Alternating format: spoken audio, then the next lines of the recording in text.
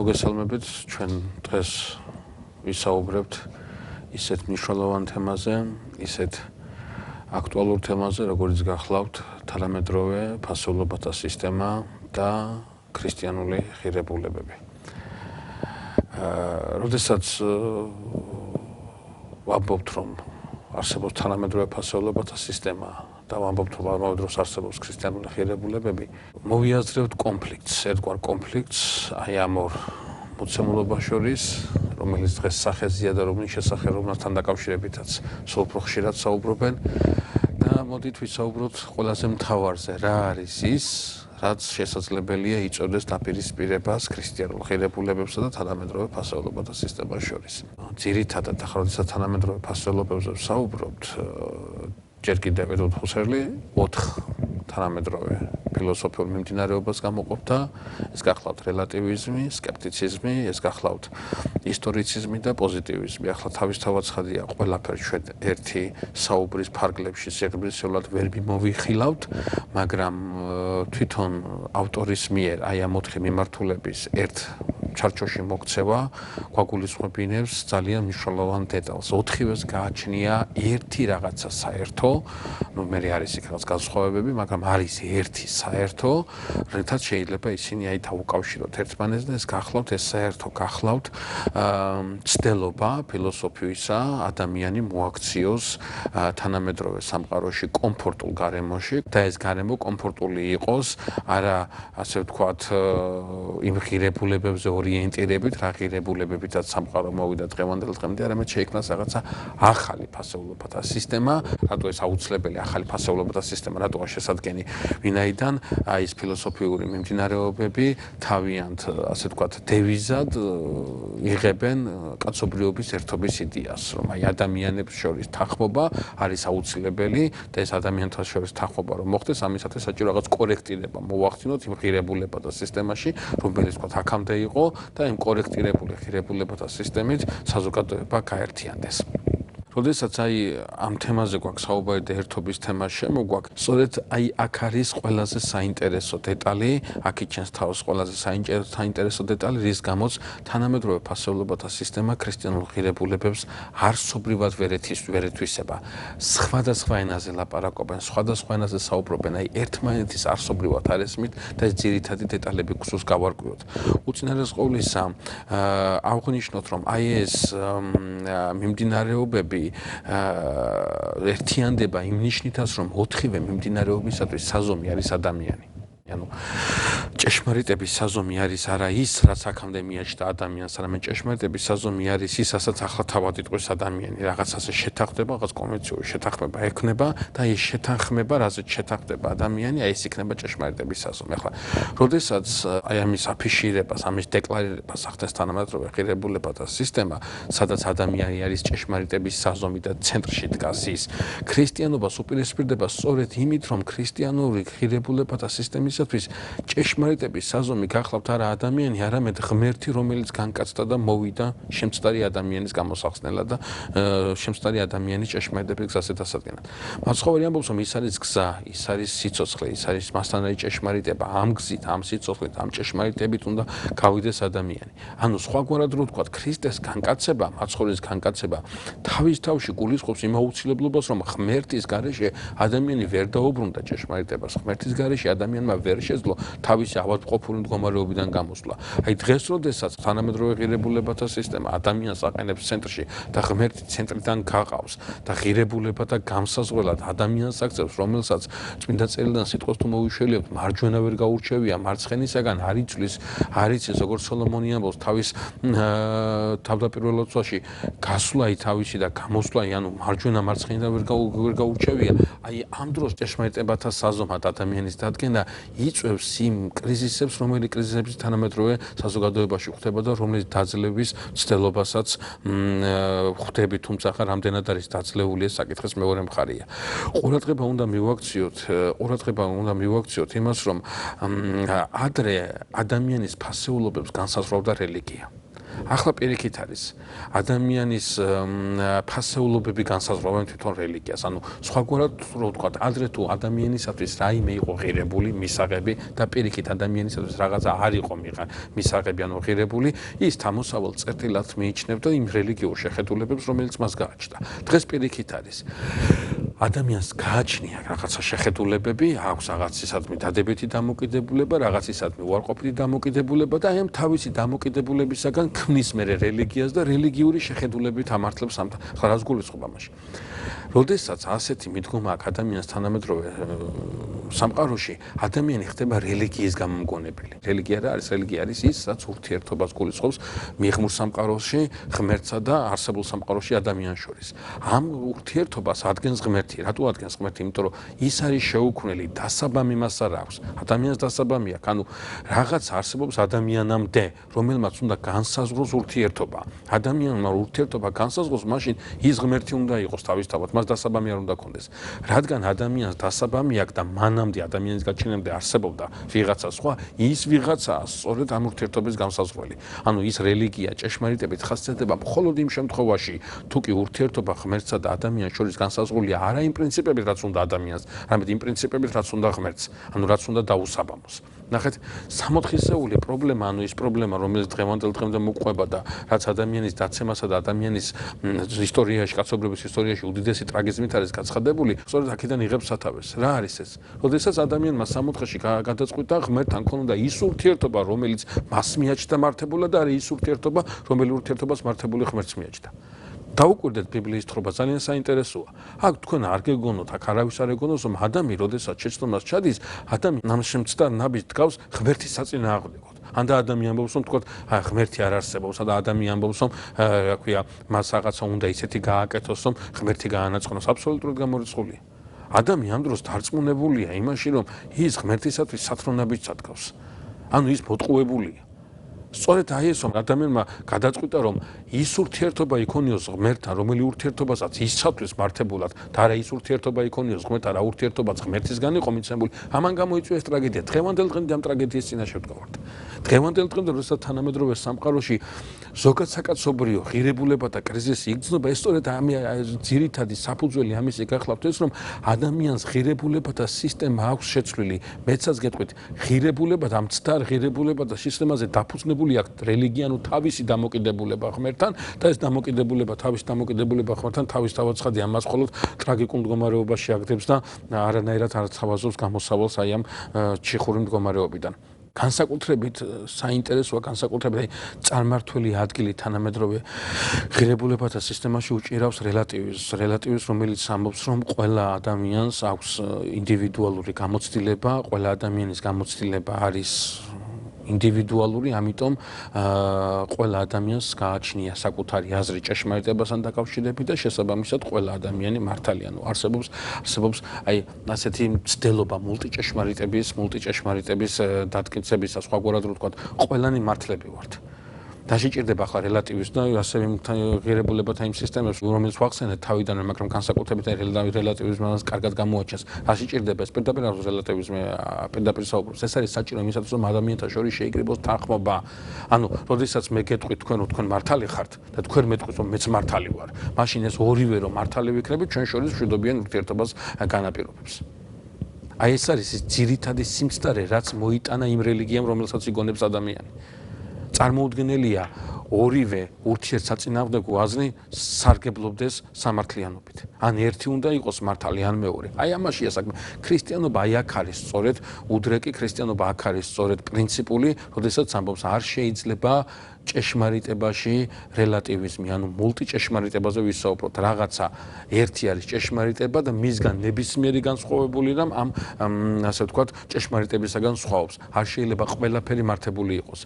და აქედან გამომდინარე ქრისტიანობა ამბობს, თანხმობა მიიღწევა მხოლოდ იმ შემთხვევაში, თუ კი ჭეშმარიტებას, ერთ ჭეშმარიტებას აღიარებს ყველა და არა იმ შემთხვევაში, თუ კი სხვადასხვა ჭეშმარიტებებს აღიარებთ ადამიანები. ანუ ქრისტიანობისათვის ერთობის იდეა გულისხმობს ჭეშმარიტების გარშემო გარშემო შემოკრებაში. ხოლო რელატივიზმისათვის ერთობის იდეა მოქცეულია, ასე ვთქვათ, ამ ჭეშმარიტების გაბნევაში, სხვადასხვა სიცრუეს ყველაფერს ჭეშმარიტება უწოდოთ და შესაბამისად აი ასე ვიყოთ კმაყოფილები და ასე ვიყოთ. რატო ვერ მოხერხდება ეს? წმინდა წერილი პირდაპირ გვეუბნება, ამას არაერთხელ გვეუბნება, რომ ჭეშმარიტებას, რომელსაც იგონებს ადამიანი, მულტიჭეშმარიტება, რომელზეც ორიენტირებული შეიძლება გახდეს საზოგადოება, ვერასდროს ვერ გახდება ადამიანის გამაერთიანებელი, რაც არ უნდა მომხიბლავი იყოს ის.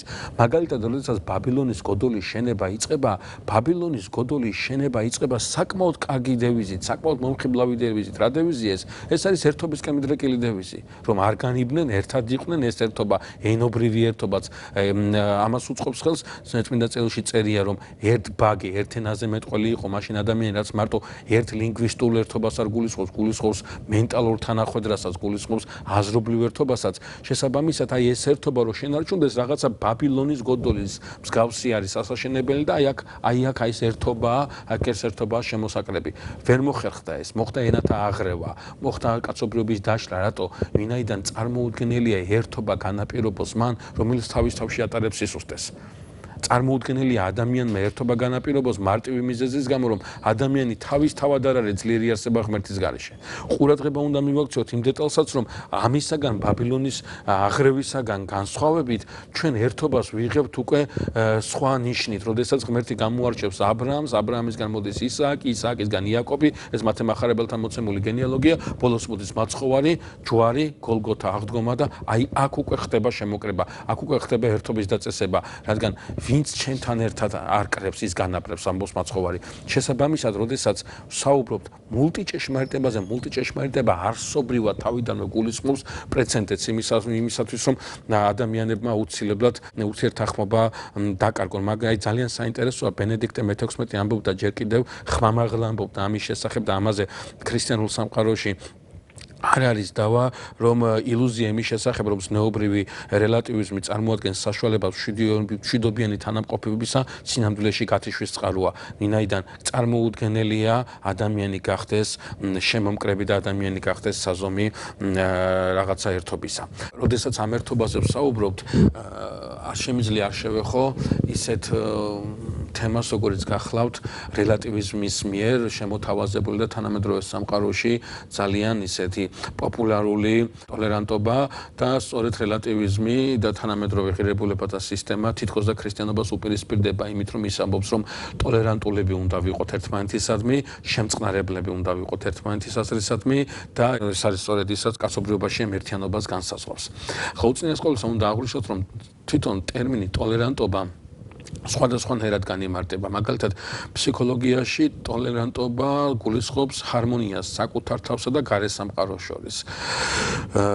ბროქჰაუზის რელიგიურ ენციკლოპედიაში ის რელიგიური შეხედულებებისადმი შემწყნარებლობად განიმარტება. სოციალურ-კულტურულ ენციკლოპედიაში ჩვენ გვაქვს ტოლერანტობის განმარტება როგორც ყველაფერი უცხოსადმი შემწყნარებლობა და ძალიან საინტერესოა სამედიცინო ტერმინოლოგიაში ტოლერანტობის განმარტება.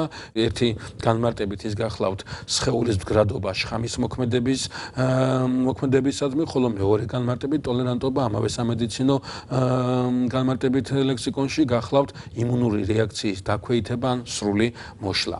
ხო, განსაკუთრებით სამედიცინო აი ამ განმარტებიდან ძალიან კარგად ჩანს, რომ ტოლერანტობა გაიგება როგორც დადებითი კუთხით, ასევე უარყოფითი კუთხით. აი, როდესაც თანამედროვე ღირებულებათა სისტემა საუბრობს ტოლერანტობაზე და იმავდროულად ის ქრისტიანობას უპირისპირდება თავისი აზრით ამ ტოლერანტობის შემოღებით, ერთ ძლიერ შეცდომას ან გაუგებრობა ის ქრისტიანული მოძღვრებისა, ან და პრინციპული წინააღმდეგობა.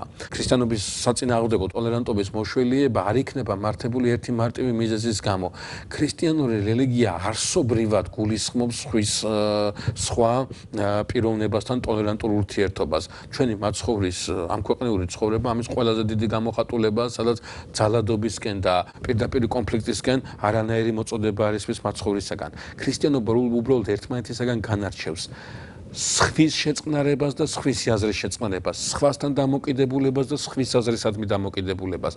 ანუ როდესაც ქრისტიანობაზე გვაქვს საუბარი, ქრისტიანისათვის არ არის პრობლემა, ქრისტიანობას არ უდგას პრობლემა ურთიერთობისა. ქრისტიანობა სულ სხვა რიგში გადაყავს პრობლემა. ის ამბობს, რომ აი სიტყვაზე ვთქვათ, მას ძულს მრუშობა, მაგრამ არ ძულს მრუში. მას ძულს მეძაობა, მაგრამ არ ძულს მეძავი. ანუ, როდესაც ტოლერანტობას წამოაყენებს რელატივიზმი, მორალური რელატივიზმი და გვეუბნება, რომ ტოლერანტობა არის ის რამაც სამყარო უნდა გააერთიანოს, ის პრინციპში გვეუბნება იმასაც უკვე აღვნიშნეთ, რომ უნდა არსებობდეს მულტიჭეშმარიტებები. ვიღაცას რაღაცა შეხედულებები, რაღაცა მდგომარეობისადმი თუ აქვს კონკრეტული შეხედულება, დადებითი, მართალია, მაგრამ ამავე მოვლენისადმი ვიღაცას თუ უარყოფითი შეხედულება აქვს, ესეც მართალია. ორივე ერთმანეთისადმი უნდა იყოს ტოლერანტულები. ამ შემთხვევაში მშვიდობა შენარჩუნდება მათ შორის. ქრისტიანობა ამბობს პირიქით. უნდა იყვნენ შემწყნარებლები ერთმანეთის, ანუ ერთმანეთის სტრობა არ უნდა კონდეს, მაგრამ აზრი რაღაც მოვლენა თუ უარყოფითი, იმაზე აუცილებლად უნდა ითქვას უარყოფითია, მიუხედავად იმისა, რა აზრია შექმნილი ამასთან დაკავშირებით. როდესაც ტოლერანტობა ესე არამართებული ნიშნით გვაწყვეტს, ტოლერანტობაში გულისხმობთ ყველაფერი უარყოფითი აზრის მიღებას.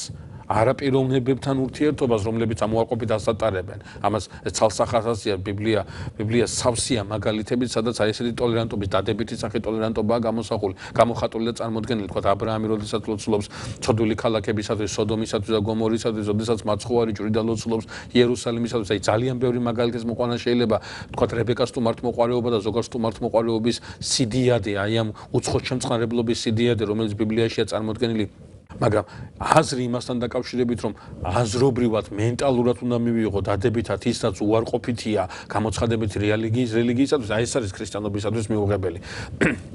გვახსენდება ქრისტიანული ისტორიის პირველი წლები, როდესაც რომის იმპერია როგორც წარმართული სახელმწიფო ქრისტიანობას თავაზობდა თანამშრომლობას. ის თავიდან გამოდის დევნილის როლში, მაგრამ ყოველთვის სახელმწიფო როგორც სახელმწიფო ქრისტიანობას არ დევნის.